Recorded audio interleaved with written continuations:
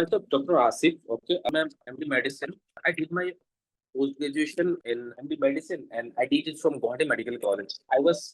Initially I was at Guwahati Medical College, and now I shifted to Shilcha Medical College. I'm working as a consultant of medicine. I'm in private setup and also in medical setup. I'm still attached with Shilcha Medical College Medicine Department. Okay, আজকে আমরা যে জিনিস নিয়ে কথা বলবো সেটা হলো fan নিয়ে কথা বলবো। আমরা ম্যাক্সিমাম জিনিস আমরা নোটিস করি যে একটা জিনিস আমাদের কমন প্রবলেম যেটা আমরা আমাদের ডে টু ডে লাইফ প্র্যাকটিসে আমরা ফিল করি যে পেশেন্টরা এসে বলে যে স্যার আমার জ্বর হয়েছিল 2 দিন, আফটার এর পরে আমার কাশি সারছে না।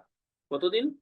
1 সপ্তাহ, 2 সপ্তাহ, 3 সপ্তাহ। এন্ড এটা খুব বেশি ইরিটেটিং কাফটা, খুব বেশি ইরিটেটিং কাফ। এটা কি করে যদি মোস্ট প্রবাবলি মানে মেইনলি এটা কোন সময় থাকে না after late hours of the night, and which irritates মানে পুরা মানে পেশেন্টের ঘুমটাকে নষ্ট করে and along with the other family members. তো ওটার জন্য they are very much irritated and they are very much anxious মানে anxious কেন এই প্রবলেমটা হচ্ছে। বেসিক্যালি কাফ কি থাকে? বেসিক্যালি কাফ হলো আমাদের বডির একটা ডিফেন্স মেকানিজম। বডি কি জিনিস করতে চায় যে বডি যে আমাদের শরীরের বাইরের যেগুলো অ্যালার্জেন বা যেগুলা জিনিস আমাদের শ্বাস নেলি দিয়ে আমাদের লাংসের মধ্যে ঢুকতে চাচ্ছে বা বডির বাইরে থেকে আমাদের বডির মধ্যে যে কোনো জিনিস ঢুকতে চাচ্ছে, শ্বাসনালী কি জিনিস করতে চায়? ওইটাকে ব্লক করতে চায়। এটা মানে একদম নর্মাল মেকানিজম যে যদি আমাদের যদি কাফ রিফ্লেক্স যদি না থাকে, যদি কাফটা যদি না হয়, তো ওটা আমাদের কি হবে দেন ওইগুলা অ্যালার্জেন যেগুলো বাইরের যেগুলো প্রোডাক্ট আছে ওগুলো আমাদের লাংসে ঢুকবে আর আমাদের ইনফেকশন হবে। বাজে জিনিস না, এটা হলো আমাদের বডি ডিফেন্স মেকানিজম। বাট যখন ওটা এক্সেসিভ হয়ে যায় দেন এটা আমাদের ডে টু ডে লাইফে প্রবলেম ক্রিয়েট করে। মেইনলি আমরা কাফের জন্য কথা বলবো যেটা আমাদের লাইফের মধ্যে প্রবলেম ক্রিয়েট করছে, ওর আমাদের লাইফের মধ্যে আমাদের ডে টু ডে লাইফ, আমাদের ঘুমের মধ্যে, আমাদের খাওয়া দাওয়ার মধ্যে, আমাদের লাইফস্টাইল যেটা জিনিস আছে যদি ওটার মধ্যে যদি এফেক্ট করতেছে দেন আমরা ওই জিনিসটার ট্রিটমেন্টের জন্য কথা বলবো।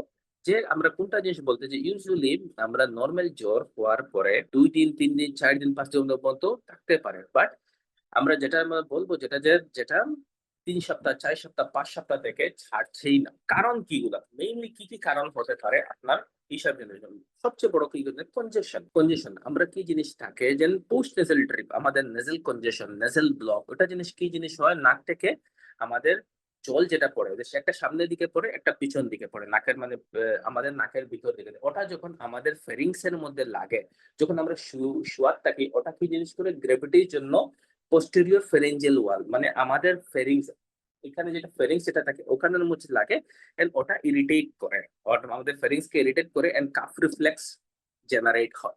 This is one of the most important causes post nasal drip. Next, inflammation of the airways. Mainly কি জিনিসটাকে আমাদের ফেরিঞ্জাইটিস, আমরা যেটা নকল ল্যাঙ্গুয়েজে বলি, যেটা নকল ল্যাঙ্গুয়েজে আমরা যেটা বলি ফেরিঞ্জাইটিস এর কারণ মাল্টিপল হতে পারে, বহুত কারণ হতে পারে।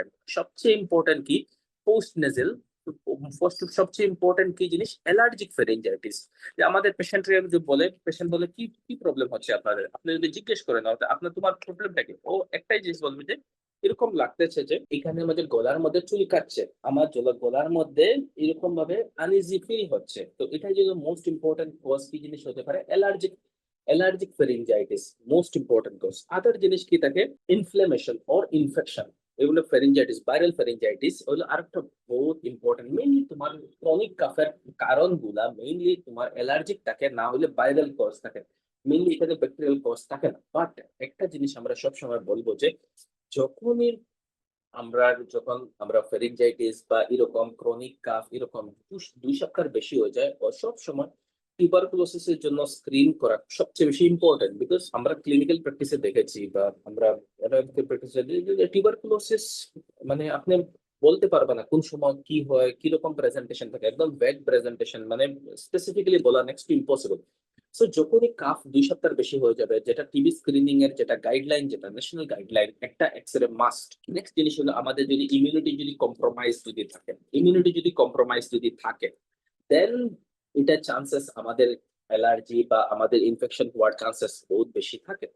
So when to see, okay, I am cough after common cold. So এত বেশি common and seasonal variation, and after most important জিনিস হলো যে last 4 to 5 years আমরা ক্রনিক কাফের যেটা যে প্রবলেম যেটা যে দেখতেছি, মানে এটা মারাত্মক রূপ ধারণ করেছে। কয়েকটা জিনিস হলো আফটার কোভিড জিনিসগুলো এক্সেসিভলি ইনক্রিজ হয়েছে। একটা জিনিস হলো change in weather, extreme change in weather over a very short period, একদম কম টাইমের মধ্যে যে ওয়েদার চেঞ্জ হয়, এটা জিনিসের জন্য আমাদের বহুত বেশি হচ্ছে, মানে অ্যালার্জিক প্রবলেম, ক্রনিক কাফের প্রবলেম খুব বেশি হচ্ছে। আরেকটা জিনিস যেটার জন্য ক্রনিক কাফ বহুত বেশি ইনক্রিজ হয়ে গেছে, তো এটা জিনিস হলো পলিউশন, এয়ার পলিউশন। তো আপনারা সবাই ফিল করতে পারবা যে ওই আমরা তো মেইনলি আসাম থেকে যাই। তো আমি আমার নিজের একটা পার্সোনাল স্টোরি বলবো। আমি যখন আসামে, আমি যখন লাস্ট ইয়ারের স্টোরি বলবো।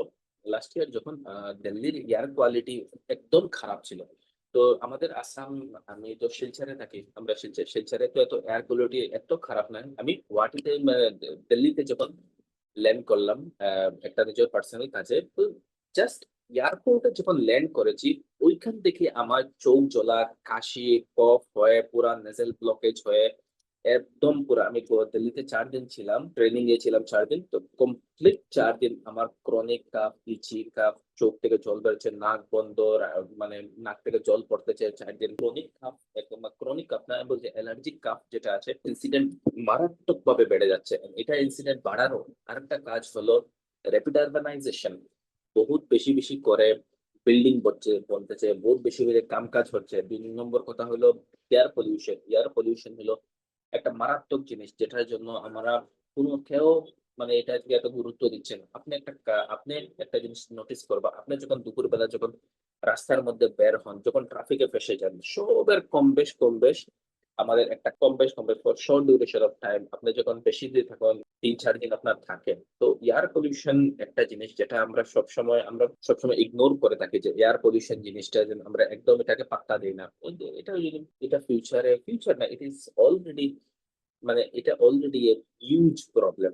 মানে আমি আপনাকে বলি, যদি আমাদের 30 to 40%, 30 to 40, 33 থেকে 40% পেশেন্ট আমাদের, মানে ওদের একটা প্রবলেম কাফ, একটা প্রবলেম থাকে এত বেশি হাই এন্ড। আমি যখন যখন ছিলাম, গুয়াহাটিতে যখন জিএমসি তে আমি যখন ছিলাম, তো আউটডোর পেশেন্ট, মানে ম্যাক্সিমাম আউটডোর পেশেন্টের একটাই ক্রনিক অ্যালার্জিক ফেরিনজাইটিস।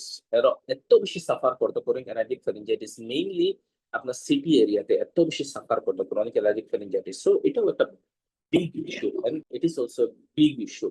আমরা থিং ইজ দ্যাট কি, এটা মানুষের day to day life practice, day to day life, এটা ইম্প্যাক্ট করতেছে। When to see a doctor, আপনি কোন সময় গিয়ে একজন ডক্টরকে কনসাল্ট করবেন, সো এটা হলো একটা বড় মুদ্রা, যে আপনার কোন সময় কনসাল্ট করবেন। ম্যাক্সিমাম টাইম কি জিনিস হয়, আমরা আমরা ভেবে নেই এটা তো নর্মাল অ্যালার্জিক কাফ, আমরা মেডিসিন খেতে থাকি এন্ড আফটার সাম টাইম এটা দেখা যায় না, এটা টিবি বের হয়ে গেছে, বা এটা অন্য কোনো জিনিস বের হয়ে গেছে, বা অন্য কোনো জিনিস বের হয়ে গেছে। সো এটা হলো একটা বড় প্রবলেম। তো এটা আমাদের জিনিস, মানে এটা আমি কোন সময় বলবো, যখন তোমার কাফের কনসিস্টেন্সি, মানে কাফ, শুকনো কাশ থেকে যখন আপনার কফ বের হতে স্টার্ট করবে, ফার্স্ট কনসিডার এটা, আপনারা ভেবে রাখবেন যে এটা কোনো একটা বড় রোগের চিহ্ন হতে পারে।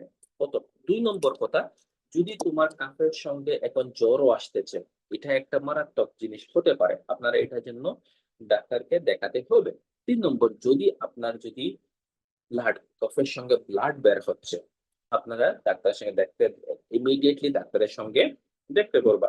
এরপরে যদি শ্বাস নিতে প্রবলেম হচ্ছে, আপনারা ডাক্তারের সঙ্গে ইমিডিয়েটলি গিয়ে কনসাল্ট করবা।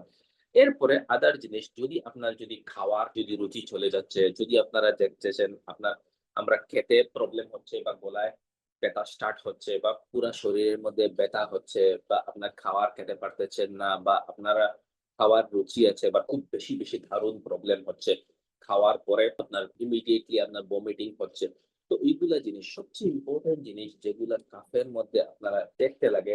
যদি আপনার কাফ ইনিশিয়ালি যেটা যে শুকনা ছিল, যদি কফ বের হচ্ছে, এটা হলো একটা রেড ফ্ল্যাগ সাইন। 2 নম্বর কি জিনিস হলো, যদি আপনার রক্ত বের হচ্ছে।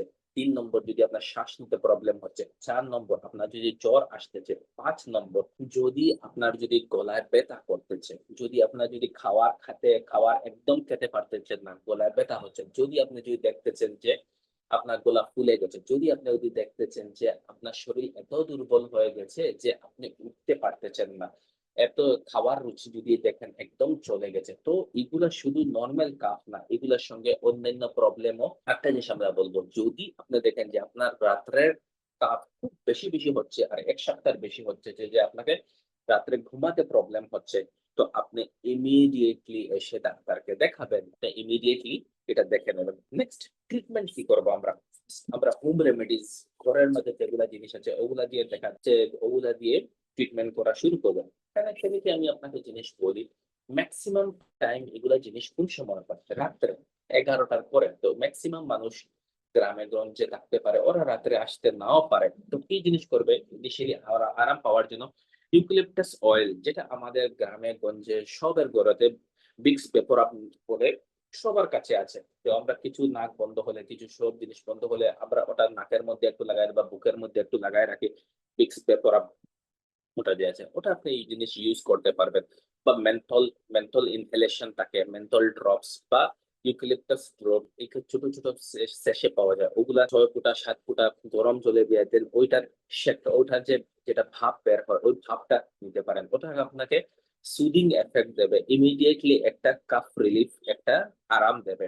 2 নম্বর হানি, যেটা আমাদের এইজ ওল্ড যেটা আমরা আমরা সবাই জানি যে এটার ট্রিটমেন্ট, এটা আপনি মধু, যেটা মধু মধু খেতে পারেন। মধুর সঙ্গে মানুষের তুলসী খায়, তুলসী পাতা, মধু, এগুলা জিনিস আপনারা খেতে পারেন। তো এগুলা জিনিসের জন্য আপনার অ্যান্টিটাসিভ এফেক্ট থাকে।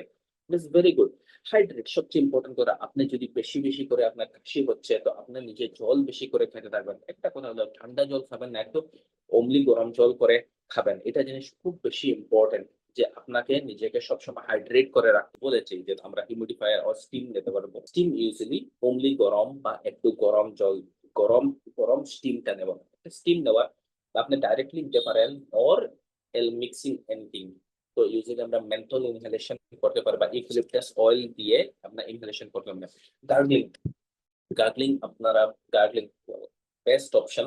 গার্গলিং আমি দুটো জিনিস বলি, যে আপনারা লোকাল ঘরে বানাতে পারেন। লোকাল ঘরে মানে এক গ্লাস জল, 2 চামচ লবণ পিষে দেবেন, 10টা পাতা আপনার তুলসী পাতা, তো এগুলা দিয়ে আপনি এরপরে ওটাকে বয়ল করে নিন। ওটা ঠান্ডা হওয়ার পরে অনলি জ্বরণ যখন থাকবে ওটা দিয়ে ডেইলি 2বার গার্গল করতে পারবেন।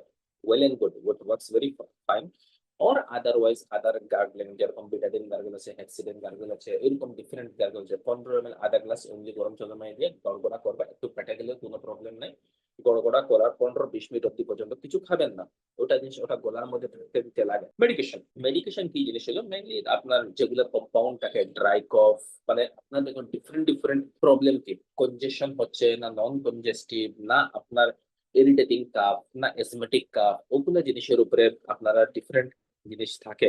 মোস্ট ইম্পর্টেন্ট কি জিনিস থাকে, আমরা ডেক্সট্রোমেথরফান, যেটা কাফ সাপ্রেসেন্ট, যেটা আমরা মেইনলি ইউজ করি, কাফ সাপ্রেসেন্ট ডেক্সট্রোমেথরফান টাকা কম্পাউন্ড। যদি আপনার যদি দেখা যায় যে আপনার কারণ পোস্ট নেজাল ড্রিপ হয়, তো nasal decongestant, oxymetazoline, xylometazoline drop, 2 drops, 2 drops in each nostril, 2 drop প্রত্যেক নাকের ছিদ্র, ডেইলি 2বার করে, ডেইলি মানে 2 ড্রপ, 2 ড্রপ দিলা ডেইলি, এরকম ভাবে 3বার করে 5 দিন দিতে পারবেন। 5 দিনের বেশি দেবে না, না হলে এটা বারবার রেকার করবো। অন্যান্য জিনিসের মধ্যে অলসো আপনারা যদি দেখতেছেন, যদি না এগুলা মেডিসিন খাওয়ার পরে যতদিন মেডিসিন খাই ততদিন চলে, দেন আফটার দ্যাট আবার রিটার্ন করে নেয়, তখন আপনি অ্যালার্জি টেস্ট বা স্পেসিফিক অ্যালার্জেন, আপনি স্পেসিফিক অ্যালার্জেনের দিকে চাইতে পারবা। যদি আপনার যদি অ্যালং উইথ কফ সিরাপ আপনি লেভোসেট্রিজিন মন্টিলিপাস কম্বিনেশন বা লেভোসেট্রিজিন ফ্লেক্সোফেনাডিন কম্বিনেশন অ্যালং উইথ কফ সিরাপের সঙ্গে ওটা একটা খাবেন, রেট ইনক্রিজ করে দেয়। তো আমার প্রাইভেট প্র্যাকটিসে যখন আমরা যখন বা প্রাইভেট প্র্যাকটিস বা আমার প্র্যাকটিসে ইউজুয়ালি যখন এরকম যখন কোনো পেশেন্ট আসে, তখন আমরা ইউজুয়ালি 3টা জিনিস দিয়ে স্টার্ট করি। First cough syrup, cough syrup যেটা পেশেন্টের সিমটম ওয়াইজ একটা অ্যান্টি অ্যালার্জিক মেডিকেশন, যেটা আমরা লেভোসেট্রিজিন মন্টিলিপাস কম্বিনেশনই আমরা মেইনলি প্রেফার করি, আর গার্গল। সো ওই 3টা জিনিস দিয়েই আমরা ফার্স্ট স্টার্ট করি। এরপরে আমরা ওগুলার রেসপন্স দেখি, ওগুলার রেসপন্স দেখে যদি ইনিশিয়াল 7 days আমরা এগুলা রেসপন্স দেখি। ইনিশিয়াল 7 days যদি রেসপন্স যদি না হয়, দেন আমরা অ্যান্টি অ্যালার্জিক টেস্ট ইনিশিয়ালি যখন পেশেন্ট যখন আসে তখন আমরা কমন টেস্ট যেগুলো মোস্ট ইম্পর্টেন্ট হলো একটা এক্সরে করানো মাস্ট। একটা এক্সরে করানো গিয়ে করিয়া আমরা এটা জিনিস রুল আউট করে নিলাম যে টিবি আছে কিনা না। যদি আমরা যদি দেখা যায় যে না পেশেন্ট এসমাতে কি জিনিস থাকে অ্যালার্জিক কাফ, যে কোনো সময় এসমাতেই সাডেনলি চলে যেতে পারে, পেশেন্ট সাডেনলি শ্বাসকষ্ট হয়ে যেতে পারে। ওটার জন্য আমরা পেশেন্টকে সবসময় কাউন্সিলিং দিয়ে রাখবো। যদি এরকম যদি কিছু তুমি যদি ফিল করো, ইমিডিয়েটলি আমাদেরকে কন্ট্যাক্ট করো আর ইমিডিয়েটলি এসে রিপোর্ট করো। তো এটা তো সবসময় এরকম কথা হলো যে আমরা কেমনে এটাকে প্রিভেন্ট করতে পারবো, এটা হলো সবচেয়ে ইম্পর্টেন্ট। হবে কেমনে প্রিভেন্ট করতে পারবো, আমরা যাব যদি কেউ আমাদের বন্ধু বান্ধব বা আমাদের ঘরের মানুষ কেউ যদি কাশি উঠতেছে, ওদের সঙ্গে একটা ডিস্টেন্স মেনটেন করে চলবো, বা প্লাস ওর রেগুলারলি হাতটা ধুবো, সাবান দিয়ে ধুবো, ওদের সঙ্গে গেলে হাতটা সাবান দিয়ে ধুবা। আর সবসময় যখনই ঘর থেকে বের হবা ভালো করে একবার নিজের হাত মুখটা ধুয়ে রাখবা।